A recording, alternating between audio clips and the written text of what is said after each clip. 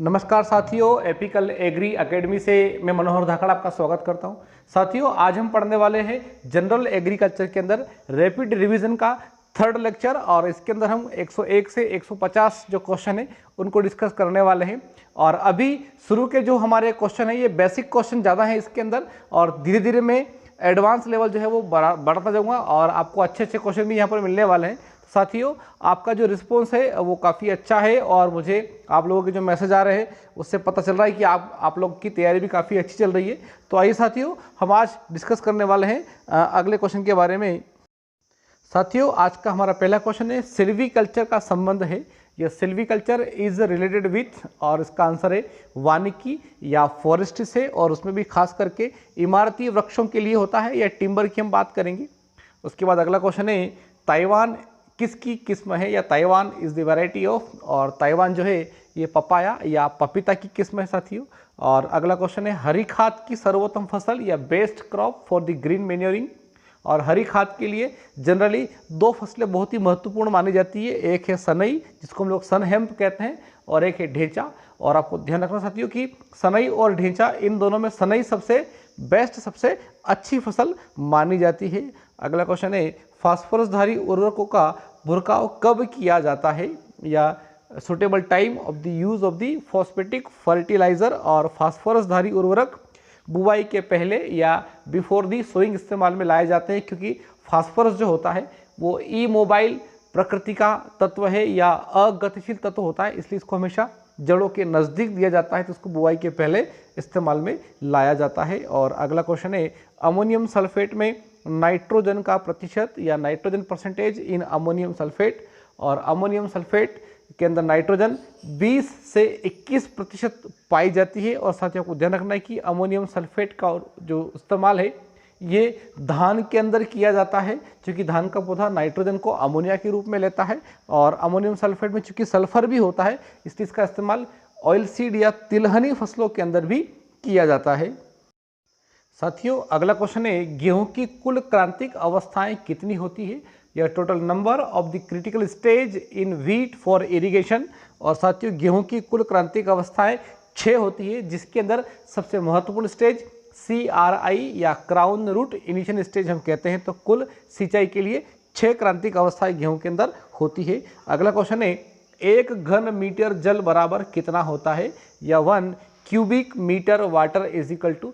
साथियों, 1 घन मीटर जो होता है ये 1000 लीटर के बराबर होता है। तो आपको ध्यान रखना है कि 1 घन मीटर जो है उसको हम लोग क्यूमेक भी कहते हैं, और क्यूमेक का मतलब होता है कि 1 घन मीटर पानी जो है वो 1 सेकंड में प्रवाहित हो रहा है। तो 1 घन मीटर का मतलब 1000 लीटर होता है। अगर यहाँ पर 1 घन फुट पूछा होता है, 1 क्यूबिक फुट, तो उसका आंसर हमारा 28.3 लीटर होता। तो आपको ध्यान रखना है कि घन मीटर यानी कि 1000 लीटर, और घन फुट की हम बात करते तो 28.3 लीटर पानी होता है। अगला क्वेश्चन है करेला का परिवार या family of the bitter gourd. और बीटर गार्ड की जो फैमिली है वो कुकर बिटेसी है, और हम कुकर बिटेसी वाली फसलों को गार्ड फैमिली भी कहते हैं। अगला क्वेश्चन है शलजम का वंश या जीनस ऑफ दी टर्निप। और शलजम का जो वंश है, जीनस है, वो ब्रेसिका है। और आपको पता होना चाहिए कि ब्रेसिका, ऑलरेसिया, ब्रेसिका स्पीसीज हम इनके वानस्पतिक नाम पढ़ते ही हैं, तो बोटनिकल नेम का जो आगे वाला हिस्सा होता है उसको हम लोग वंश या जीनस कहते हैं। तो यहाँ पर ब्रेसिका इसका वंश होगा। अगला क्वेश्चन है मानव निर्मित सब्जी या मैन मेड वेजिटेबल। और मानव निर्मित सब्जी की हम बात करेंगे तो रूटाबग्गा जो है वो मानव निर्मित सब्जी कहलाती है, और यह रूटाबग्गा जो है ये क्रूसीफेरी परिवार की सब्जी है। साथियों को ध्यान रखना है कि मानव निर्मित अगर फल फ्रूट की बात करें, मैन मेड फ्रूट, तो स्ट्रॉबेरी उसका आंसर होता। और यदि मानव निर्मित अनाज की बात करें, मैन मेड सीरियल, तो उसके लिए हम टिट्रिकेल का नाम लेते हैं। अब हम बात करेंगे अगले क्वेश्चन के बारे में। साथियों, अगला क्वेश्चन है केले का प्रवर्धन या प्रोपोगेशन ऑफ दी बनाना। और केले का जो प्रवर्धन होता है वो स्वार्ड सकर्स या तलवार नुमा सकर्स के द्वारा होता है।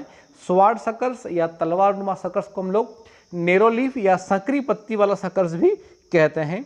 अगला क्वेश्चन है केंद्रीय कपास अनुसंधान संस्थान या सेंट्रल कॉटन रिसर्च इंस्टीट्यूट। और साथियों, केंद्रीय कपास अनुसंधान संस्थान नागपुर में स्थित है, आपको ध्यान रखना है।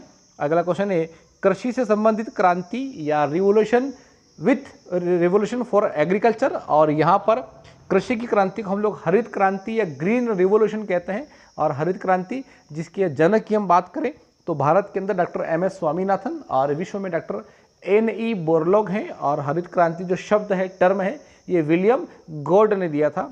अगला क्वेश्चन है बेर का परिवार या फैमिली ऑफ दी बेर, और जो बेर है दोस्तों वो रेहमनेसी फैमिली का पौधा होता है, तो यहाँ पर इसका परिवार जो है वो रेहमनेसी आएगा। और बंची टॉप बीमारी, बंची टॉप डिसीज़ जो है ये बनाना या केले की बीमारी है जो कि वायरस के द्वारा होती है। और वायरस का वायरस को अगर वेक्टर पूछे कि ये वायरस जो है बंची टॉप का वायरस, इसको फैला था कौन है, इसका वेक्टर कौन है, वाहक कौन है, तो आपको ध्यान रखना है इसका जो वेक्टर होता है वो एफिड यानी कि माहू होता है, और उस एफिड का नाम है पेंटालोनिया। तो यह साथियों को ध्यान रखना है कि पेंटालोनिया नामक एफिड की वजह से बनाना का बंची टॉप वायरस जो है वो स्प्रेडिंग होता है, फैलता है, और बंची टॉप को हम लोग केबेज टॉप भी कहते हैं। और अब हम बात करेंगे अगले क्वेश्चन के बारे में। साथियों अगला क्वेश्चन है सेब का खाया जाने वाला भाग या edible part of the Apple. और सेवफल जो कि एक झूठा फल होता है, फाल्स फ्रूट होता है, और इसका जो एडिबल पार्ट होता है उसको थैलेमस या पुष्पासन कहते हैं। और आपको ध्यान रखना है कि जिन फलों का पुष्पासन खाया जाता है वो फल झूठे फल या फाल्स फ्रूट कहलाते हैं। अगला क्वेश्चन है मटर किस परिवार से संबंधित है या फैमिली ऑफ द पी। और साथियों मटर का वैसे परिवार अगर पूछा हुआ है तो लेग्यूमिनिएसी परिवार आएगा, लेकिन अगर उप परिवार या सब फैमिली पूछा जाता तो पेपिलियोनिएसी इसकी सब फैमिली या उपकुल होता है। तो आपको ध्यान रखना है कि दलहनी फसलें, चाहे मटर की हम बात करें, चाहे मूंग या उड़द की हम बात करें, तो परिवार इनका लेग्यूमिनेसी होता है और उप परिवार या सब फैमिली पेपिलियोनिएसी होता है। अगला क्वेश्चन है पौधों की बढ़वार के लिए आवश्यक पोषक तत्वों की संख्या या essential elements for the growth of the plant. और साथियों पौधों की वृद्धि के लिए अनिवार्य तत्वों की संख्या जो है वो 17 यानी कि 17 है। पहले हम लोग 16 तत्व पढ़ते थे, लेकिन अब 17 तत्व हो गए, चूँकि बाद में निकिल को भी शामिल कर लिया गया है। और अगला क्वेश्चन है एसएसपी में P2O5 की मात्रा या सिंगल सुपर फास्फेट या चूना फास्फेट या लाइम फास्फेट या डेन फास्फेट, इसके अंदर 3 तत्व होते हैं जिसमें सल्फर भी होता है, फास्फोरस भी होता है और कैल्शियम भी होता है। हमने पिछले लेक्चर में इसको पढ़ा भी है। तो यहाँ पर फास्फोरस की मात्रा जो है वो 16 यानी कि 16% होती है।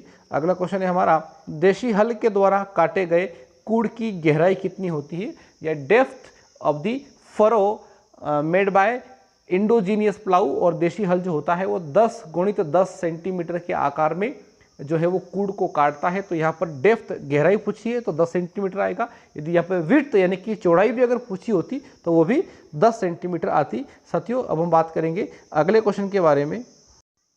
अगला क्वेश्चन है साथियों यूरिया में नाइट्रोजन किस रूप में पाया जाता है या nitrogen present in the urea in which form. और यूरिया चूँकि एक ऑर्गेनिक फर्टिलाइजर या कार्बनिक उर्वरक होता है और उसमें नाइट्रोजन एमाइड के रूप में पाई जाती है। अगला क्वेश्चन है आलू का खाया जाने वाला भाग या edible part of the potato.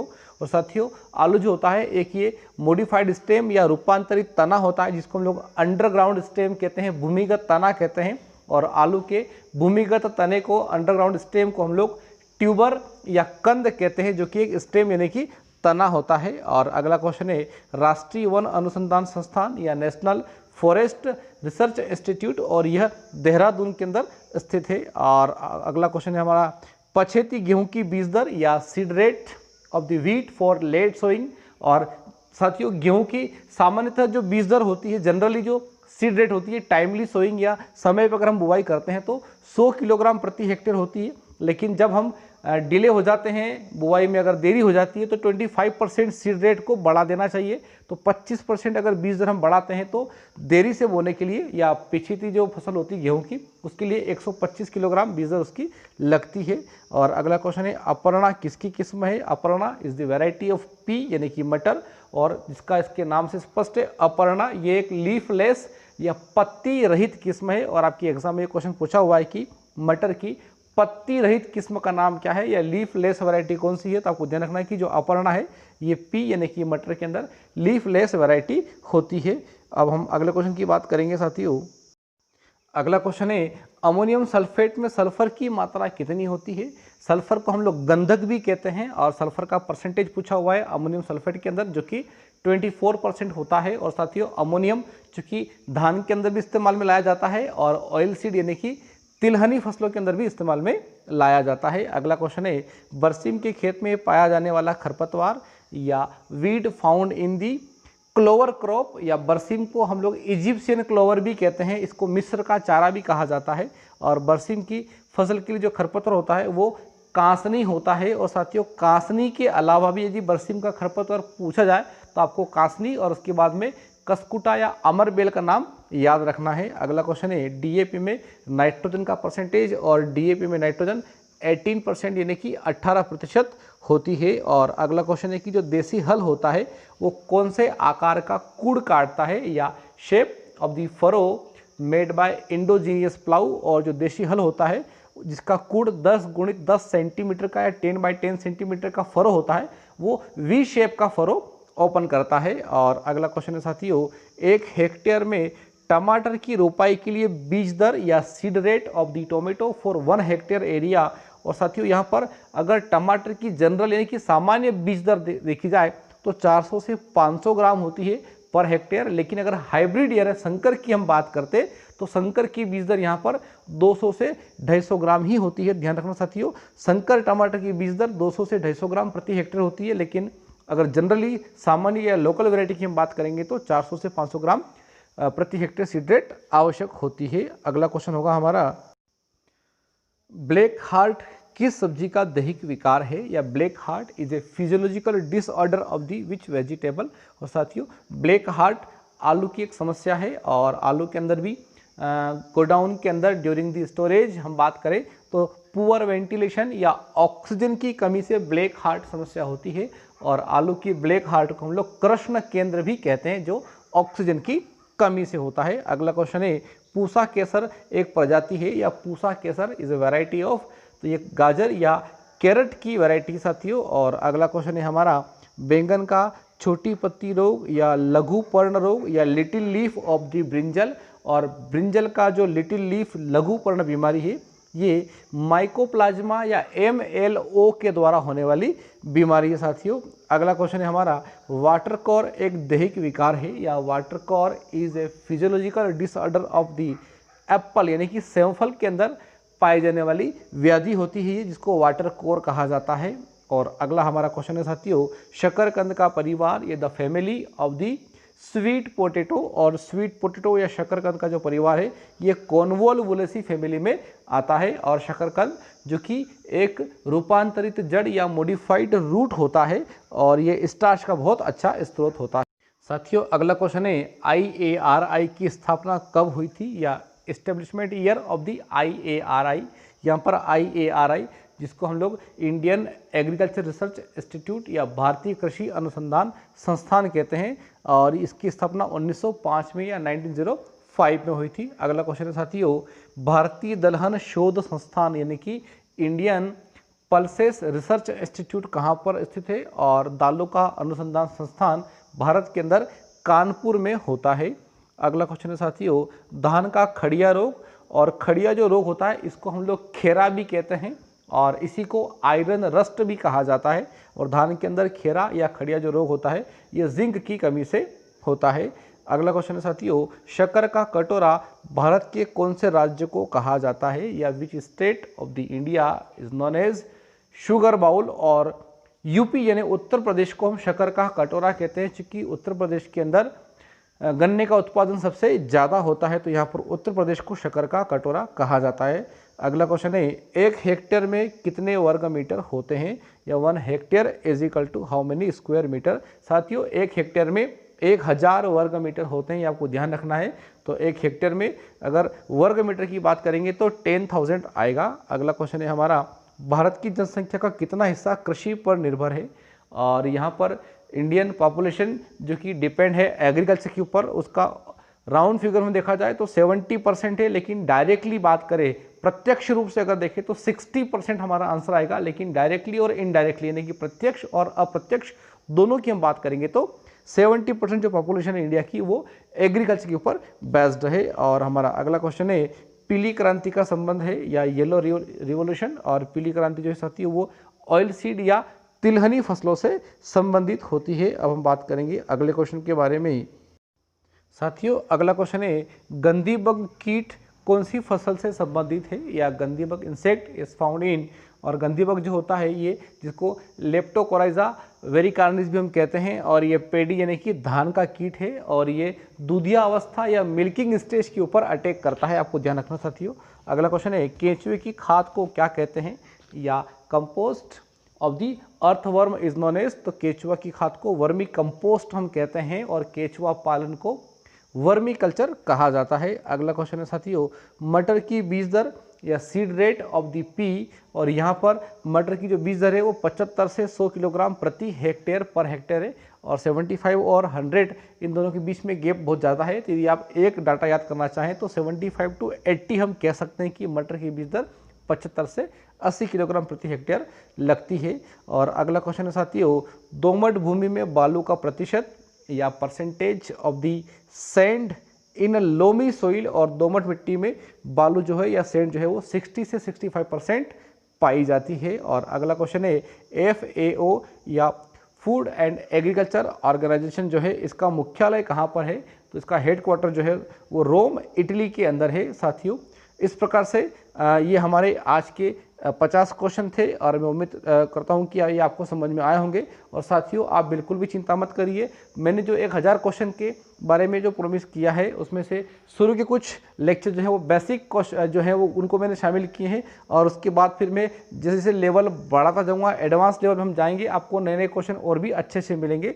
तो आप हर प्रकार के क्वेश्चन के लिए हमारे साथ बने रहिए, और हमारा जो चैनल है एपिकल एग्री एकेडमी का उसको सब्सक्राइब करना है और शेयर करना है, ताकि अधिक से अधिक बच्चों तक हमारा मैसेज चला जाए और वो लोग भी घर बैठे हमारी सुविधा का लाभ ले सके। बहुत बहुत धन्यवाद दोस्तों।